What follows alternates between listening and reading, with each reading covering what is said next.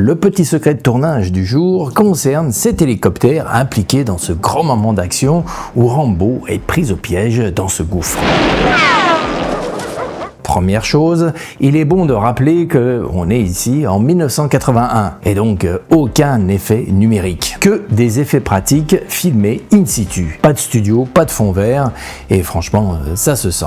À la fin de la précédente vidéo, je vous avais demandé quelle scène du film vous avez particulièrement marqué lorsque vous l'avez découvert pour la première fois. Et cette scène d'action est ressortie assez souvent. En même temps, c'est pas étonnant, c'est le premier climax du film et j'avoue que moi aussi elle m'avait franchement marqué. Il y a bien sûr le saut spectaculaire, mais pour ma part, il y a précisément un plan. Un plan qui, à chaque fois que je le revois, me donne des frissons. Rambo qui vient de sauter dans le vide, un arbre amortit sa chute, il est hyper mal en point et maintenant il se planque comme il peut derrière ce tronc d'arbre à peine plus large que lui. On est déjà à fond dans l'action, mais là ça en rajoute une couche. Il s'agit de ce plan, ce petit plan séquence qui met en scène ce jeu du chat et de la souris. Et dans l'arrière-plan, le prédateur, Galt, qui lui tire dessus. Et ce qui est génial, ce qui est hyper prenant, c'est que nous voyons ce que Rambo ne peut pas voir. L'hélico qui passe d'un côté à l'autre pour essayer de le toucher. Du coup, ça nous rend actifs, on se surprend presque à lui crier « Attention !» et il passe de l'autre côté. C'est hyper efficace pour nous impliquer. Avec ce petit travelling synchronisé avec l'hélicoptère qui nous fait sentir toute la profondeur de la scène, vraiment, je trouve ce plan excellent, vraiment génial. Il y a un plan qui fonctionne d'enfer parce que, faut-il le préciser, il s'agit d'un plan séquence, pas de cut. Et par conséquent, un plan qui n'a pas été une mince affaire à réaliser. Parce que, rendez-vous compte, il faut synchroniser le travelling de la caméra avec le déplacement de l'hélicoptère en arrière-plan. Et parce qu'on ne va pas tirer pour de vrai sur Stallone, il faut également synchroniser les petits explosifs installés sur l'écorce de l'arbre avec les tirs de Galt en arrière-plan.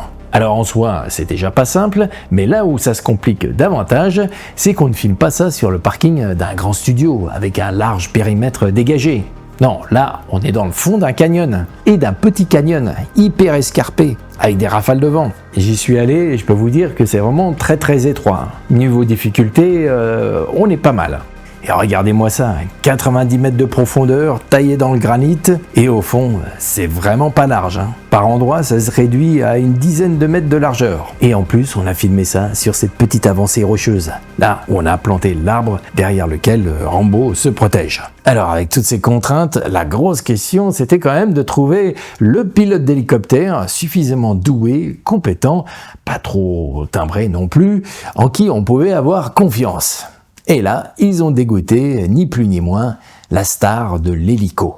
Now here it gets interesting. You see this helicopter going under a freeway overpass? Yeah. That's a helicopter going under a freeway overpass. You mean that guy really just flew that under that overpass?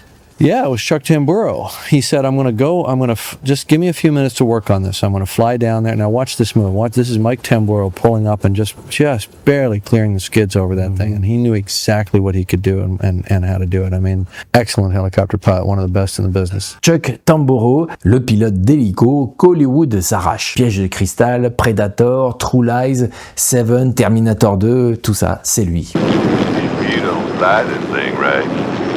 I swear to God, I'll kill you. Et donc, on le voit ici, face à Galt, jouer son propre rôle. Alors, Rambo First Blood, c'est avant tous ces grands films d'action, mais début des années 80, il a déjà 10 ans de métier et il commence à se faire un nom. Et tenez, au passage, à votre avis, où a-t-il appris à piloter? Well, I did 4 years in the military where I learned how to fly helicopters. Actually, did you went to Vietnam? Yeah, I was there in 68. Un vétéran de la guerre du Vietnam, comme d'ailleurs un certain nombre de techniciens présents dans l'équipe du film, notamment Conrad Palmisano, le coordinateur des cascades. Et d'ailleurs, il m'a expliqué qu'il a eu tout de suite un certain attachement avec ce projet dès qu'il a lu le scénario. Alors, pour en revenir au tournage dans ce canyon très étroit, il m'a confirmé que s'y engouffrer, c'était pas une mince affaire.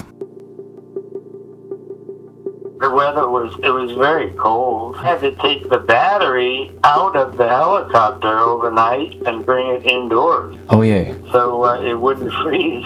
a lot of wind. Exactly. And Yeah. that's why the other pilots, the local pilots, said that it was too dangerous.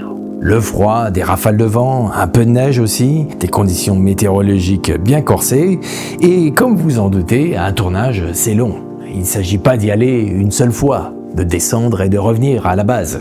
Non, il faut y aller et y retourner plusieurs fois par jour et pendant plusieurs jours, voire plusieurs semaines. D'ailleurs, pour info, le tournage de toutes ces séquences dans le canyon avec l'hélicoptère a duré plus de 2 semaines. Et juste ce plan, ce petit jeu de chat de la souris avec Stallone caché derrière l'arbre, a pris quasiment une journée entière. Et donc il faut faire plusieurs prises, on fait, on refait, il faut assurer, il faut pas se planter et surtout il faut éviter un drame. Et donc au téléphone, il m'a expliqué comment il dirige ses interventions sur un tournage. Et son passé de pilote dans l'armée, il le met justement à profit. As the coordinator, I ran the set very much like a military operation.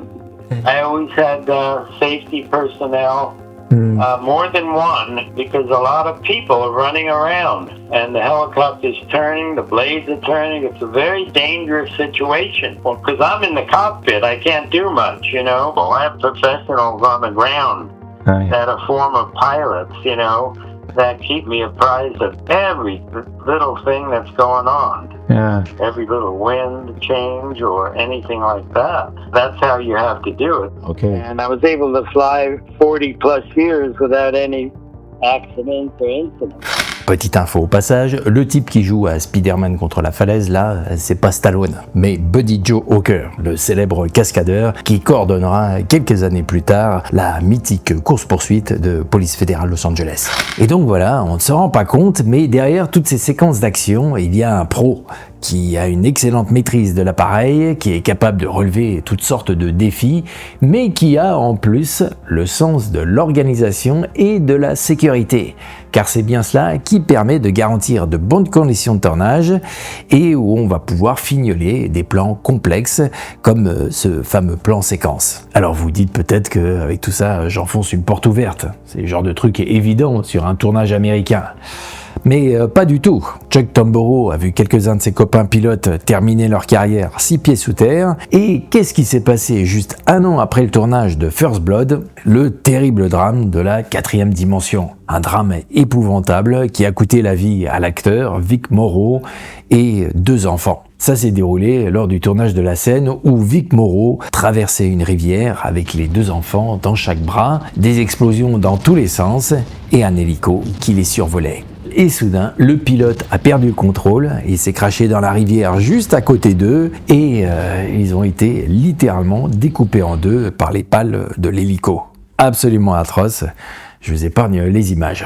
Alors pour Chuck Tamburo, c'est clair, cet accident aurait pu être largement évité si justement on n'avait pas pris un minimum de mesures de sécurité. The poor pilot showed up all by himself. He didn't have any support. He didn't know about all that. He'd never been on a movie set. They hired him because the company gave him the helicopter really cheap. Et figurez-vous que pendant notre conversation, il m'apprend qu'on l'avait initialement sollicité pour ce film, pour la 4e dimension.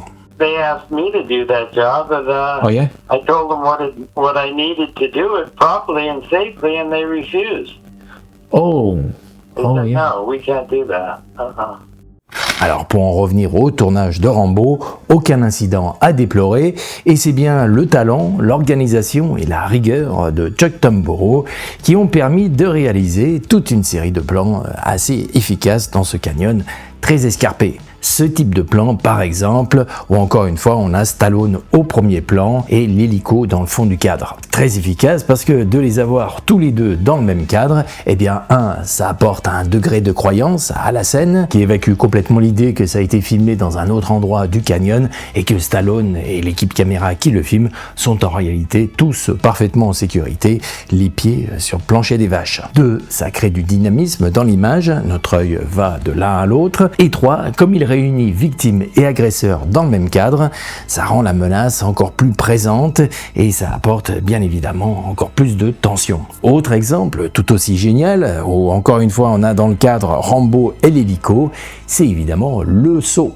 Un plan qui ne dure pas longtemps mais qui marque. Et pardon d'insister, il faut imaginer le tournage, la coordination de tous les éléments et de la tonne de contraintes. Le cascadeur Buddy Joe Hawker, avec qui je me suis entretenu pour le livre, m'a raconté en détail et c'était vraiment corsé. Lui était collé contre la falaise sur une toute petite planchette, prêt à plonger. Il y avait 5 caméras en bas et en hauteur, donc l'hélicoptère. Et en bas, évidemment, l'airbag gonflé à bloc par des ventilos. Mais attention, il fallait bien surveiller parce que les vents provoqués par l'hélico avaient tendance à le faire dégonfler. Ne me demandez pas par quel phénomène physique, mais le risque était là et tout le monde a pu le constater. Et pour couvrir tout ça, dans ce canyon hyper étroit où il faisait quasiment 0 degré, d'ailleurs, quand ils sont arrivés au petit matin, l'airbag était recouvert d'une petite couche de givre, avec le bruit assourdissant de la rivière en contrebas et celui de l'hélico qui, comme vous le savez, n'est pas le véhicule le plus silencieux.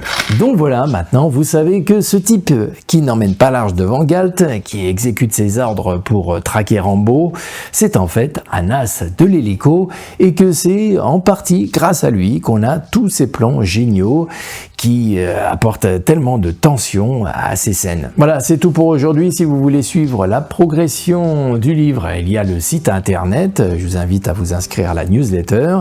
Il y a aussi la page Patreon du Super Plan. Au passage, si vous voulez soutenir financièrement mon travail, c'est par là que ça se passe. Et dites-moi en commentaire comment vous avez connu Rambo First Blood. Qu'est-ce qui vous a donné envie d'aller le voir? Pour ma part, vous le savez peut-être si vous avez vu mes analyses, eh bien c'est ce magazine. J'avais donc 12 ans.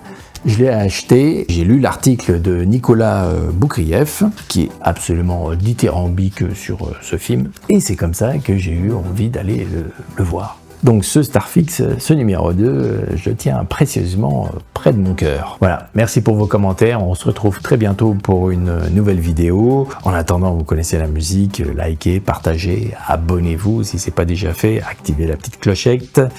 Et puis, ben voilà, portez-vous bien. Salut à tous, ciao.